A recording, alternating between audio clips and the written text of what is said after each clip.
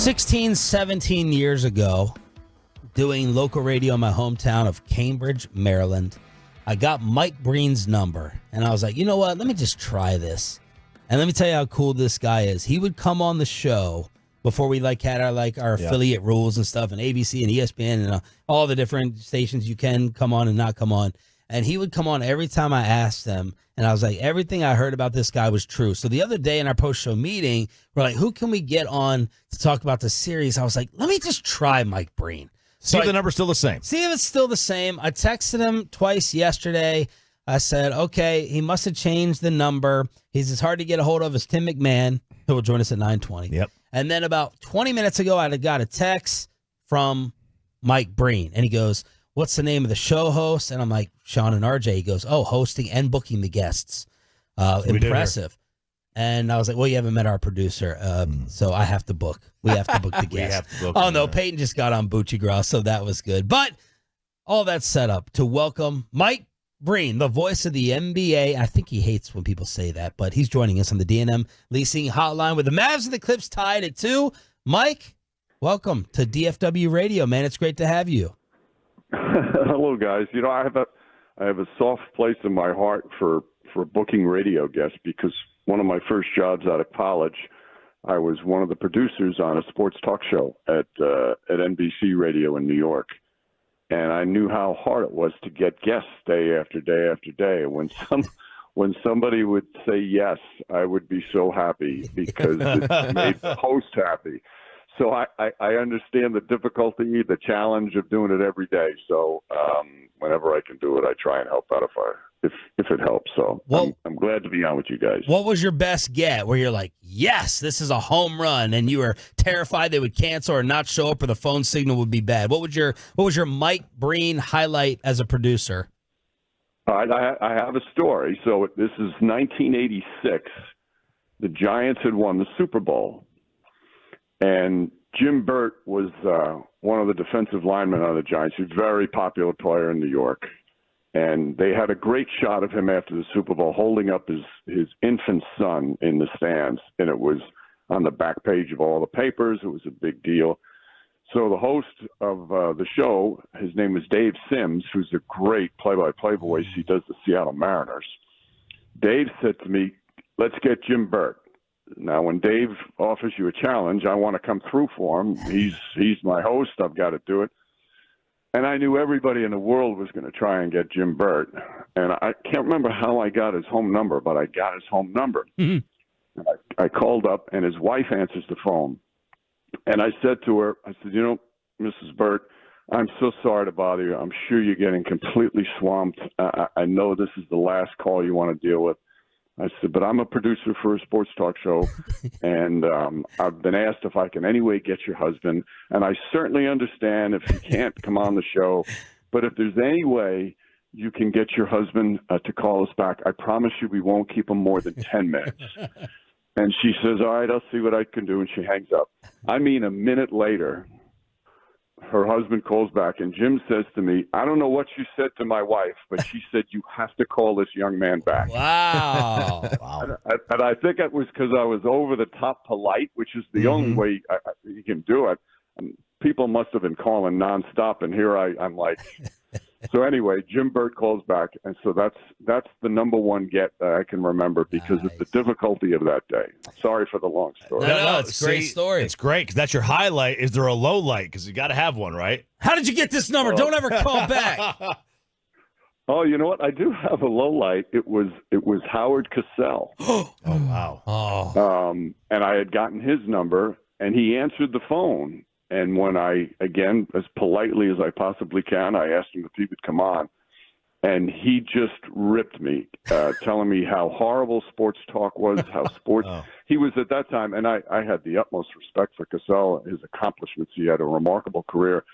But he turned a little bitter towards some aspects of sports, and probably rightfully so, but just destroyed how sports talk is no good. And And his voice was so compelling, I didn't hang up the phone. I had to listen to the whole thing. But I was the target of that day. Boy, you guys have made me think of two very interesting memories. Michael Breen, you're a bum. You'll never be anything in this business.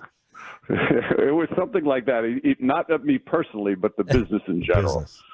Mine was Reggie Jackson. Reggie Jackson. Oh, I hate Reggie Jackson for life. He got me. Barry Switzer cursed me out one time. Barry Switzer talks to everyone. Yeah, that's how annoying you are. You Switzer can piss off Barry Switzer. Yeah, that's what I do, man. That's an achievement. Mike, if I told you that the Dallas Mavericks would lose both games, that Kawhi Leonard was not playing before the series, I told you that, what would you have said? No, of course, it's one of those bizarre happenings, bizarre stats. The guy's such a great player, but right now he's clearly not even close to his normal dominant self. And sometimes that happens when you put a great player out there who's not 100%, who's well below 100%, and somebody who's so integral to a team's success, who has the ball in his hands so much, whose defensive responsibilities are enormous, and they're not 100%.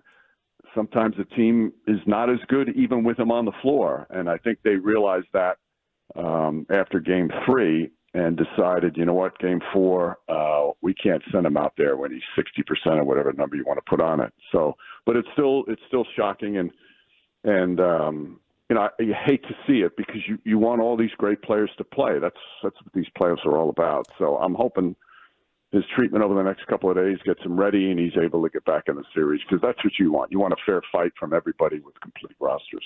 Because it's evident they're playing better without him. It's almost to the point, like, is there any chance the Clippers would tell him, even if he says he's good enough to go, hey, not yet. We need to work you back in. We can't throw you out there, because their offense seems like it stalls with him on the floor. Yeah, again, because he doesn't have the normal quickness. He doesn't have the burst that he usually has. I don't think they I do think that Leonard himself would be aware of that and would probably not want to go if he felt there was any way that he was holding his team back. But you guys have seen the kind of treatment that the teams are able to give a player over a couple of days, and he could be back to being close to 100%, and then he clearly would make them a better team. But I agree with you. They just, because of who he is and his presence, they weren't as crisp offensively. There's no question about it. And they still have 2 future Hall of Famers, and quite honestly, 3 in Russell Westbrook. So they still have the ability to beat anybody, even without Kawhi Leonard. That's how deep they are. Mike Breen here on The Fan. Mike, do you think that Luka is hurt?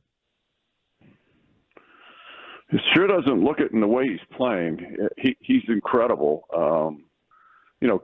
His knee's not 100%, but there's a lot of players who's, whether it's a knee, whether it's an ankle, whether it's, any particular injury, are banged up at this point, especially with the kind of minutes Luka plays, especially with the kind of physical play and contact he deals with on a game in, a game out. But he's still able to play at the high level. And I think, even watch, and you guys, I'm sure, have seen it, not just offensively, but he's really engaged defensively. Yeah. And to me, that's been so eye-opening. I did one of the games in the last week of the regular season, and I hadn't done a Mavericks game in person for a couple of months. It's startling how this team has transformed themselves into a really good defensive team. Not an improved defensive team. I mean, really good defensive team, one of the better defensive teams. It's fun to watch that kind of transformation, and Luka's part of that.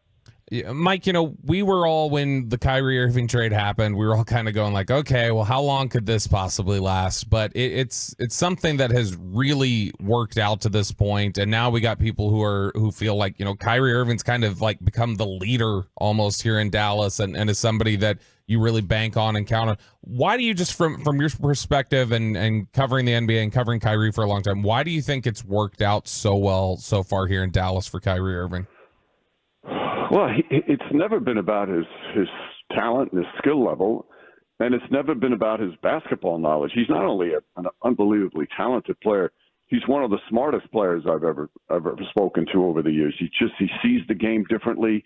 He sees it from more than just his own position. The guy he's spectacular. He's one of the most skilled players in the history of the game. So sometimes when those trades happen and you get somebody like that with another player like Doncic, it doesn't click right away. There wasn't enough time last year to click. And quite frankly, they weren't healthy either, in and out of the lineup, even in that short period of time. And the one thing that we lack in sports today, everybody, media, coaches, fans, front offices, is patience. And sometimes it just takes a little more. And I think because Kyrie Irving had a couple of unpleasant exits from some of the teams that he was on, and that became more of the narrative than his incredible skill. You know, everybody gets older, they get wiser, they figure it out, and they do things differently sometimes. And he's just magnificent. And the fact that he's taken not a backseat, that's probably a bad way to put it, that he's let Luka be the alpha dog, and he'll take over when the Mavs need it, and he'll let Luka do his thing when that's called for as well. The fact that he's accepted that and embraced that's a huge factor. It's like what Dwayne Wade did in Miami when LeBron James came. Eventually, he said, "You know what? You're the guy. Here's the keys. I'll be in the car with you, but here's the keys. You do the driving." And I think Kyrie's done that. And when it's time to take over, he still has that tremendous ability to do it. Something that really jumped out to me the other day while the Mavs were coming back, you said that you don't know if you could remember a home crowd being as loud with their team down 20. We're not used to praising DFW playoff crowds a ton, but I feel like we could even hear that through the screen. What were you experiencing with that Mavs crowd as they almost pulled off history the other day? You know, you hear announcers, you hear writers, you hear fans talk about, the crowd was important. The crowd lifted the team. And that happens on a fairly regular basis, but not like that. That was one of the greatest examples in my 30-plus years of doing the NBA of a crowd really helping a team through a brutal start and not giving up on them and not waiting till it was cut to 10. They were going nuts when it was cut to 25, and then when it was cut to 20. It was incredible to see. I thought it was, and we were looking at each other like, wow, this crowd is really lifting this team up. I think it was one of the great examples I've ever seen of a crowd lifting a team up and pushing them to do something special.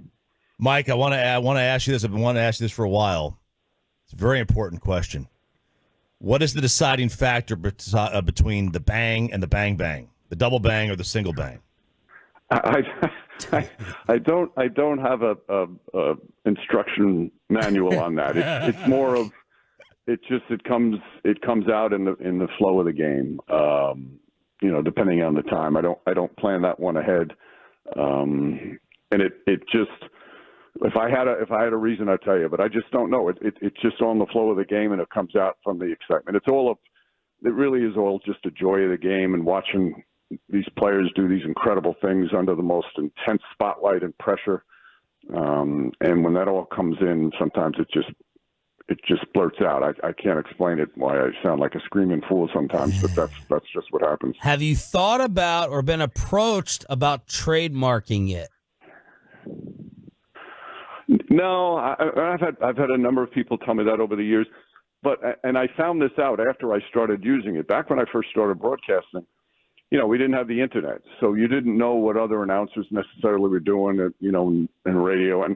And Johnny Most, who I think any NBA fan who has a history of the game, he was the great Celtics announcer, and it wasn't like a signature call from him, but he used it. There was another announcer, a very good announcer named Jay Howard, who did the Spurs years ago. And same thing, I found out years later that he used it because I met him years after that. And he told me, I used Bang when I was broadcasting. So it's not like it's anything original. I don't know, maybe I should have, but I'm fine the way it served me well, and fans seem to like it, so that's all that matters. I thought you were going to say you stole it from Cosell, and Howard was right about you back in the day. Mike, thank you so much, man. Class act as always. It was a joy to get you back on, and we can't wait to watch the rest of the series with you calling it. Thank you. All right, Sean. Okay, RJ. Nice talking to you guys.